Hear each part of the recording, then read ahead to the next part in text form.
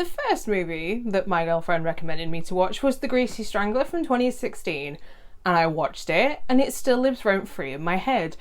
But after I'd watched that, she then told me that I should watch Beyond the Black Rainbow, and a couple of weeks ago she asked me if I'd actually watched it yet, and the answer was no. Well, turns out, even though I really, really like horror, sci-fi can be very hit or miss with me. Nothing against sci-fi in any way, I just prefer my sci-fi more medical based and not it's an alien in space doing alien things kind of sci-fi. So, as you can guess, this being a heavy sci-fi horror is a little bit out of my comfort zone, but I promised that I would watch it, so here we are today. But if you don't know anything about Beyond the Black Rainbow from 2010, let me quickly fill you in. The Arboria Institute, a secluded New Age commune and state-of-the-art research facility, along with psychiatrist Dr. Barry Nile, are particularly interested in their newest specimen, female patient Elena. To begin to understand her mind-boggling telekinetic and telepathic abilities, the demented doctor keeps Elena heavily sedated and in a constant catatonic state. Despite the heavy sedation, Elena with her powers tries to escape the secluded commune, holding her captive. If you're new here, I go by Hordes and I talk about all things horror here on my channel on Mondays and Fridays, but as always, when it comes to watching new movies that I've never seen before, I am now going to go and watch Beyond the Black Rainbow from 2010 off camera, so that way if you too decide that you want to watch this movie, nothing will be spoilt for you, because nobody wants to watch a movie you've just watched somebody else watch from start to finish. I'm getting confused now. If you take Stanley Kubrick, David Lynch, and the game We Happy Few, and then put them all in a surrealism blender that was shaped like a triangle, because why not, you get Beyond the Black Rainbow. And while I can appreciate what David Lynch and Stanley Kubrick have done for cinema, I personally don't like their work. It's just not for me, but I can understand why other people would like it.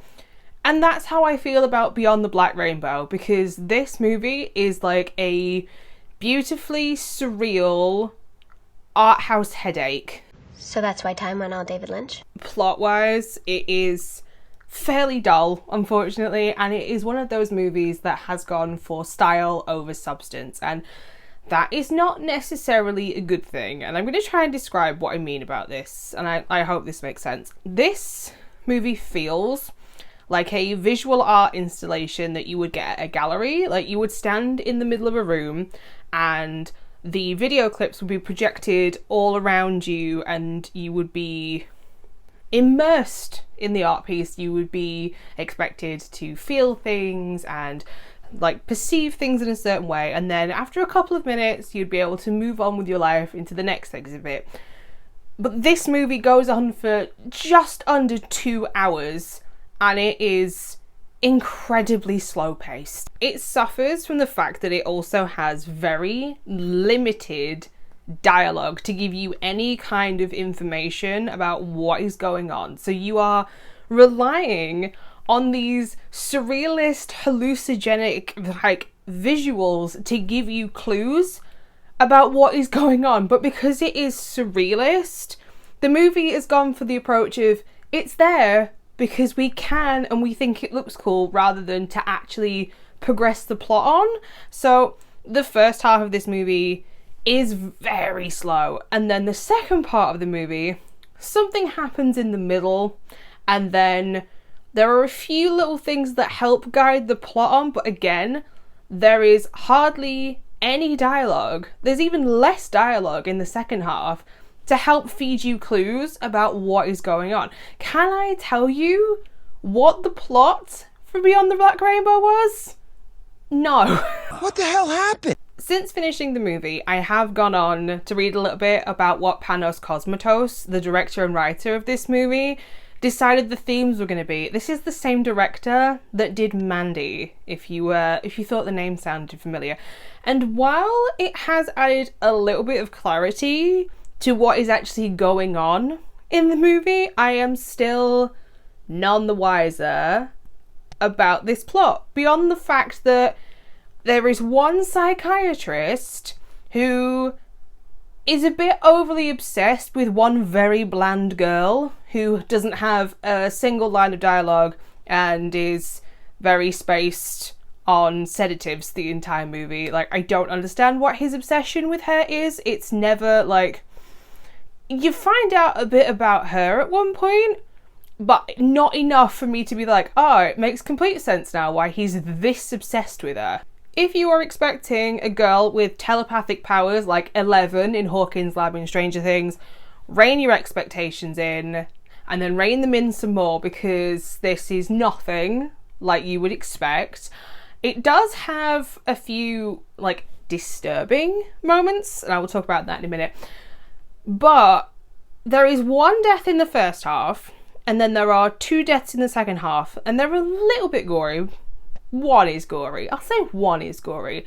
But the disturbing parts in this movie entirely depend on the viewer's perception and what they personally find disturbing. Like, me personally, I find things that are real and that kind of realm to be far more disturbing than the surreal and the unknown. And this movie is 100%, if you are disturbed by the unknown, then it will be more impactful on somebody like you. I think Home Invasion is way more disturbing than the unknown stuff that's talked about in this movie, because one of these things could actually happen. I don't believe it. I just don't believe it. It's not for me. It really isn't for me, this movie, but that doesn't mean that I think it's a bad movie in any kind of way. It's a personal taste thing, and if you are somebody that likes David Lynch or Stanley Kubrick, then you will 100% love this movie more than I did. And I feel the same way about Beyond the Black Rainbow as I do about another movie that I reviewed here on my channel just a couple of weeks ago, which is Hotel Poseidon from 2021, which is another surrealist movie, but it's a surrealist fantasy horror rather than a sci-fi horror.